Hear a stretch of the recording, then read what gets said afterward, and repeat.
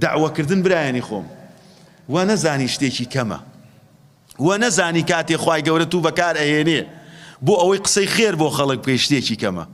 دعوەکردن ئیشی پێغەمبەرانە عەلەیهی سەڵات وەسەلام. یعنی ئێستا ئەگەر بزانی جەنابەت دعوە بکەی بۆ دین، جەنابەت دعوە بۆ دینەکەی، بیهێنە بەرچاوی خۆت 950 دانە ساڵ ڕۆژانە لەگە خەڵکە بە خەڵکیەوت ئیمان بێنن، بتمە پەرستن، شوێنی دینی خوا بکەون.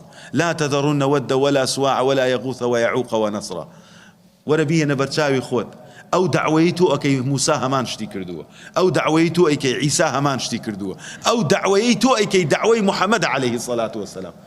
وەزیفەی بانخواز وەزیفەیەکی گەورەیە. اینجا هەر کەسێکیش بە شێوازی خۆی بانگەوازەکا بۆ لای دین، کەواتە هیچ کاتێک وا نەزانی ئەوڵا ئەم بانگەوازەی منێکم هیچ نییە، نەخێر.